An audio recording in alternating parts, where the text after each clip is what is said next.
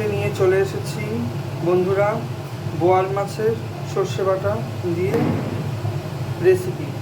প্রথমে মাছটাকে আমি হলুদ, তেল, নুন দিয়ে মাখিয়ে রেখেছি। পরিমাণ মতো তেল নিয়ে নিয়েছি। এখানে নুন আছে, কালো জিরে আছে, ধনে জিরে, কাশ্মীরি মির্চ, গুঁড়ো লঙ্কা, হলুদ, পেঁয়াজ কুচি, আর হচ্ছে একটা কাঁচা লঙ্কা আর সর্ষে, সাদা সর্ষে। এই হচ্ছে আমার উপকরণ।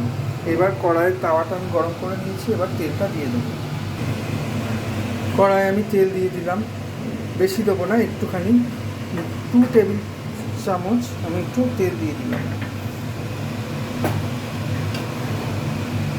এরপর তেলের মধ্যে আমি একটু হলুদ দিয়ে দিলাম, যার ফলে বোয়াল মাছটা যখন ভাজবেন তখন ফাটবে কম।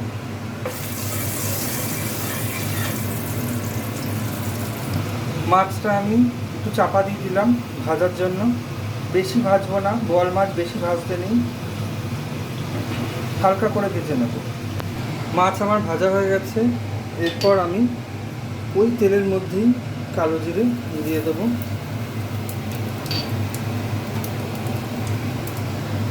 দেওয়ার পরে আমি টমেটোটা স্কিপ করে গিয়েছিলাম, তাই টমেটোটাও দেবো আর একটু পেঁয়াজ কুচিও দিয়ে দেবো।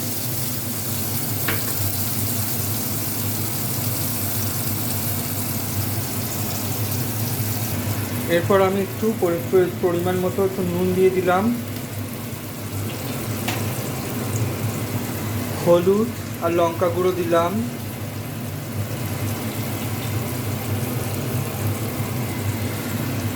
কাশ্মীরি মির্চ আর ধনে জিরে মিক্সড দিয়ে দিলাম। দিয়ে এটাকে এবার মশলাটাকে কষবো। এটা আমি স্কিপ করে গিয়েছিলাম চিনি। আপনাদের যাদের প্রয়োজন হবে চিনি দেবেন, যাদের প্রয়োজন হবে না তারা চিনি দেবেন না। চিনিটা অপশনাল, দিতেও পারেন নাও পারেন। এরপর আমি সর্ষে বাটাটা দিয়ে দেবো। মাছগুলো এবার আমি দিয়ে দিলাম। এরপর আমি 5 মিনিট মতো এটাকে ঢাকা দিয়ে রাখবো, তারপর আমি পরিবেশন করব। বোয়াল মাছের আমার ঝাল রেসিপি রেডি।